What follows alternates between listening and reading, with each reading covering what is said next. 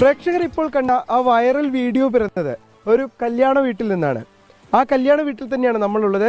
ആ വൈറൽ വീഡിയോയിലെ താരത്തെ കാണാൻ എത്തിയിരിക്കുകയാണ് 24. നമുക്ക് വിശദമായി പരിചയപ്പെടാം, കാര്യങ്ങൾ ചോദിച്ചറിയാം.